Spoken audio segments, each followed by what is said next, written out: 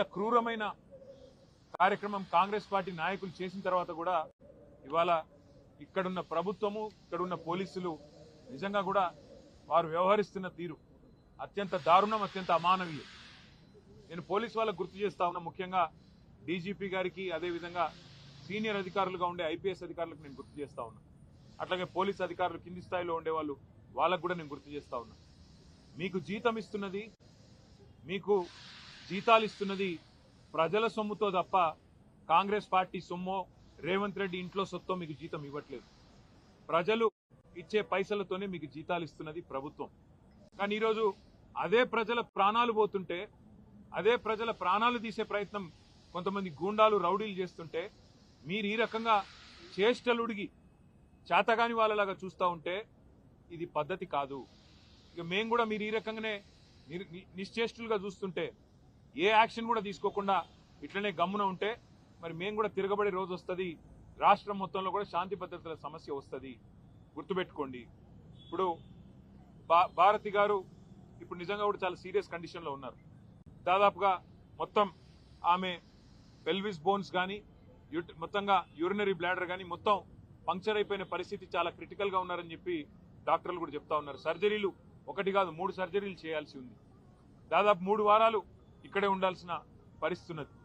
కాబట్టి ఖచ్చితంగా నేను ప్రభుత్వాన్ని డిమాండ్ చేస్తా ఉన్నా, మీరు వెంటనే స్పందించి ఏ కాంగ్రెస్ కార్యకర్తలైతే కిరాతకమైన ఈ పనికి ఒడిగట్టినరో వారిని అటెంప్ట్ మర్డర్ కింద ఒక్కరినే కాదు 4-5 కలిసి చేసినారు. ఇది చేసిన వాడు ఒకడు, చేపించిన వాడు 4-5 ఉన్నారు. అందరినీ అటెంప్ట్ మర్డర్ కింద బుక్ చేయాలి, ఖచ్చితంగా కఠినంగా శిక్షించాలని డిమాండ్ చేస్తా ఉన్నాం. రెండవది, ఆ కుటుంబం ఇవాళ నష్టపోయి మొత్తం పిల్లా పాపతో సహా ఇవాళ హాస్పిటల్ ముందు దాదాపు 4 రోజులు ఇక్కడ ఉండే పరిస్థితి ఉన్నది. మొత్తం వైద్యానికి సంబంధించి మరి పార్టీ పరంగా మేము చూసుకుంటాము, కానీ ప్రభుత్వం కూడా ఆ కుటుంబానికి ఖచ్చితంగా సహాయం చేయాలి, నష్టపరిహారం ఇవ్వాలని చెప్పి కూడా మేము డిమాండ్ చేస్తా ఉన్నాం. దాంతోపాటు నేను ఇంకొక మాట కూడా ఈ రాష్ట్ర ప్రభుత్వానికి, ముఖ్యంగా రాష్ట్రంలో ఉండే పోలీస్ యంత్రాంగానికి చెప్తా ఉన్నా, మళ్ళీ చెప్తా ఉన్నా, మేము 2 ఏళ్లైంది ఈ ప్రభుత్వం వచ్చి. మొన్న నల్లగొండ జిల్లాలో ఏ రకంగా దుర్మార్గంగా ఈ ప్రభుత్వం, ఈ పార్టీ కాంగ్రెస్ పార్టీ వ్యవహారం చేసిందో, మా మల్లయ్య యాదవ్ గారిని అక్కడ మర్డర్ చేసి మొదటి విడత పోలింగ్ కంటే ముందే మర్డర్ చేయడం జరిగింది. నల్లగొండ నియోజకవర్గంలో ఒక సోదరుడు, ఒక బీసీ సోదరుడు, ఆయన కూడా నామినేషన్ వేస్తే నామినేషన్ వేయొద్దని బెదిరించి కొట్టి ఆఖరికి కిడ్నాప్ చేసి ఆయనకు మూత్రం దాగిచ్చారు. అయినా కూడా ఇంతవరకు కేసు పెట్టలేదు అక్కడ ఉండే పోలీస్ యంత్రాంగం. ఈ రకమైన అరాచకాలు ఏవైతే ఇవాళ రాష్ట్ర వ్యాప్తంగా జరుగుతున్నాయో, ఇటు కామారెడ్డి జిల్లా ఎల్లారెడ్డిలో కానీ, అక్కడ సూర్యాపేట జిల్లాలో కానీ, నల్లగొండ జిల్లాలో కానీ, ఇవన్నీ కూడా గుర్తుపెట్టుకుంటున్నాము. ఇవన్నీ కూడా ప్రజలు కూడా గమనిస్తా ఉన్నారు. పోలీస్ యంత్రాంగాన్ని నేను మళ్ళీ కోరుతున్నా, ఇప్పటికైనా స్పందించండి, మీ డ్యూటీ చేయండి. ఒకవేళ మీరు చేయని పక్షంలో మరి మేమే డ్యూటీ చేయాల్సి వస్తుంది. తప్పకుండా శాంతి భద్రతల సమస్య వస్తుంది. దాడికి ప్రతి దాడే సమాధానం అనుకుంటే మేము కూడా తెగబడాల్సి వస్తుంది.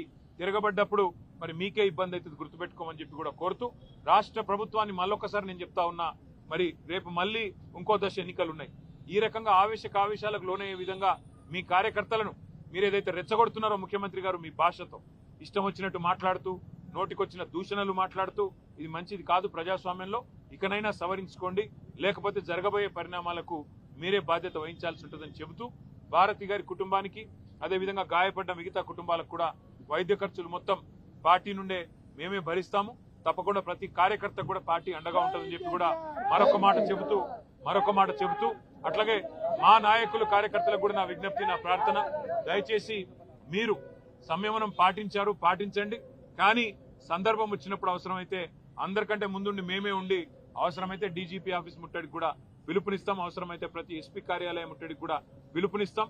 వదిలిపెట్టాం. దయచేసి ఎవరు ధైర్యం సడలకుండా ఉండాలని చెప్పి కూడా కోరుతూ, వారికి అండగా నిలబడ్డ మా కార్యకర్తలు, మా నాయకులందరికీ కూడా ధన్యవాదాలు తెలియజేస్తూ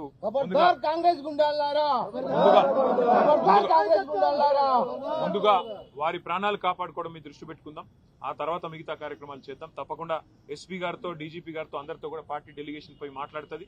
ఒక్కరు కూడా ఇందులో మిగలకుండా ఎవరెవరైతే దాడి చేసినారో అందరు అరెస్ట్ అయ్యేదాకా, అందరికి శిక్ష పడేదాకా వదిలిపెట్టం, న్యాయ పోరాటం కూడా చేస్తామని చెప్పి కూడా తెలియజేస్తూ మీకు ధన్యవాదాలు.